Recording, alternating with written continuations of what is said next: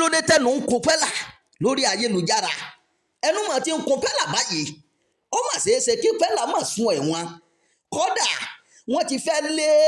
olórí kan kúrò láàfin ọba ìlú Benin nítorí pẹ́là kí nìkan tó dé kí ló ṣẹlẹ̀ ẹ máa tẹ̀lé wa ká lọ o ìgbìmọ̀ lọ́gbàlọ́gbà ìlú Benin nípínlẹ̀ Edo ti kéde pé ó ṣeéṣe o kí wọ́n lé ọ̀kan lára àwọn olórí ní ààfin ọba ìlú Benin kúrò ní ààfin náà o ìkéde náà ló ń wáyé lórí bí wọ́n ṣe fẹ̀sùn kàn pé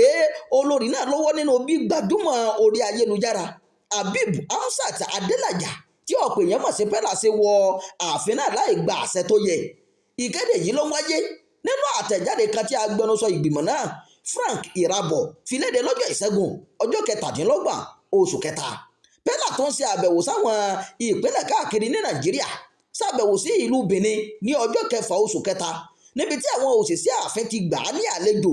ìgbìmọ̀ lọ́balọ́ba náà ní àbẹ̀wò pẹ́lá ó lòdì sí òfin tó de ṣíṣe àbẹ̀wò sí ààfin náà o àtẹ̀jáde náà ní àwọn ti ránṣẹ́ pé pẹ́lá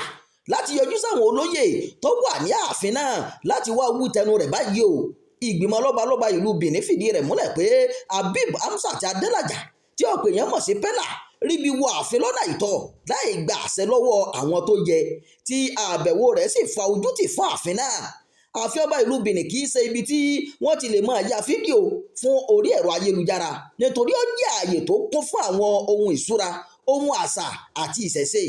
Irabor sọ pé àwọn ti bẹ̀rẹ̀ ìwádìí tí ààbọ̀ ìwádìí àwọn sì ti kọ́kọ́ fìdí rẹ̀ múlẹ̀ pé àwọn òṣìṣẹ́ ààfin àtàwọn olóyè kan ló wà nídìí bí pẹ́lá ṣe wọ ààfin náà báyìí o ó sọ pé olóyè kan tí ìwádìí ti fìdí rẹ̀ múlẹ̀ pé ó lọ́wọ́ nínú ìṣẹ̀lẹ̀ náà ni wọ́n ti sọ pé kó lọ rọ́kúnlé fúngbà díẹ̀ náà báyìí tí àwọn ọlọ́pàá sì ti bẹ̀rẹ̀ sí ní fi ọ̀rọ̀ wá òṣìṣẹ́ ààfin míì lẹ́nu wò fún ẹ̀sùn pé ó gba èèyàn láàyè láti wọ ààfin láì gba àṣẹ pẹ́ẹ́nì bó ṣe lè wọ́ ọmọ ó fi kún pé olórí kan tí ìwádìí tún fi hàn pé ó lọ́wọ́ nínú bí pẹ́lá ṣe wọ ààfin ló ti ń kojú ìgbẹ́jọ́ báyìí tó sì ṣeé ṣe kí wọ́n yọ obìnrin náà kúrò láàfin tí adé ìṣẹ̀lẹ̀ náà bá fi lè sí mọ́ lórí o ó tẹ̀síwájú pé ìgbìmọ̀ lọ́balọ́ba ti ránṣẹ́ pé pẹ́lá láti yọjú sáwọn olóyè kan ṣùgbọ́n ó kọ̀ láti ṣe bẹ́ẹ̀ tí wọ́n sì ń béèrè pé kó yọjú láìpẹ́ o bí bẹ́ẹ̀ kọ́ àwọn máa fojú rẹ̀ kàtà òfin obìnrin míì ọmọ ti tún gbé pẹ́lá lọ sílé ẹjọ́ fún ìbanilórúkọ jẹ́ o kí ló fẹ́ ṣe pẹ́lá báyìí ṣé kì í ṣe pé pẹ́lá fẹ́ dẹ̀dọ̀ arinlẹ̀ nínú ìròyìn míì arábìnrin kan tí orúkọ rẹ̀ ń jẹ́ Ọ̀sáròbò Òdìjì tí wọ́n pẹ́lá lọ sílé ẹjọ́ fẹ̀sùn pé ó bú òun àti pé ó gbé ohun tó jẹ́ ìkọ̀kọ̀ òun sí gbangba Òdìjì gbé ìgbésẹ̀ òfin tako pẹ́lá látara ìfanfà kan tó wáyé láàrin àwọn méjèèjì nílé ìgbafẹ́ kan tó wà ní òpópónà Lẹ́kì sí Ẹ̀pẹ́ nípínlẹ̀ Èkó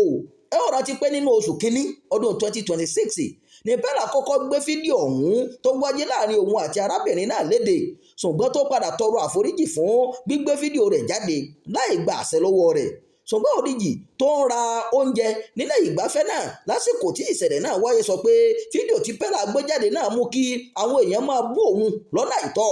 ó wá ń béèrè fún owó ìtanràn èyí tí iye rẹ̀ jẹ́ 395 million naira gẹ́gẹ́ bí owó ìtanràn o látàrí àwọn ìbanilórúkọjẹ́ tó ti wáyé sí òun lórí fídíò eléyìí tí pẹ́lá gbé sórí afẹ́fẹ́ o ní ọ̀sẹ̀ tó ń bọ̀ ní ìgbàgbọ́ wà pé ìgbẹ́jọ́ náà máa bẹ̀rẹ̀ o tí àwọn méjèèjì kò bá fẹnu kò lórí ọ̀nà tí wọ́n lè fi parí ìfanfà náà láì lọ sí ilé ẹjọ́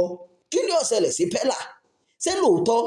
òun ni wọ́n fi ọlọ́pàá ni wọ́n fi kélé òfin gbé nílé ọba Benin ṣé lóòótọ́ òun ni obìnrin eléyìí tó ti fẹ́ wọ́ lọ sílé ẹjọ́ báyìí ó ní wọ́ lọ sílé ẹjọ́ lọ́sẹ̀ tó ń bọ̀ ṣé kì í ṣe pé pẹ́lá fẹ́ dẹnu arinlẹ̀ báyìí ẹ máa fi èròǹgbà yín sábàlá àríwísí ẹ máa bá wa pín ká o ẹ sì máa tẹ̀lé wa ẹ ṣeun bẹ́ẹ̀ ṣe ń tẹ́tí gbọ́ wa.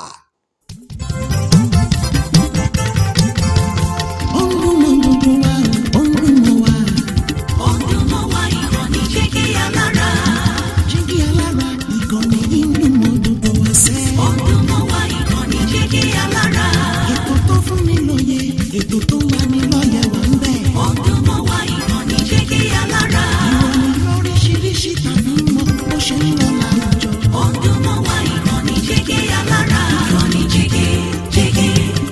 Alára. Jígí Alára. Jígí Alára. Jígí. ìkànnì Jígí Alára 24, bàbá gbogbo.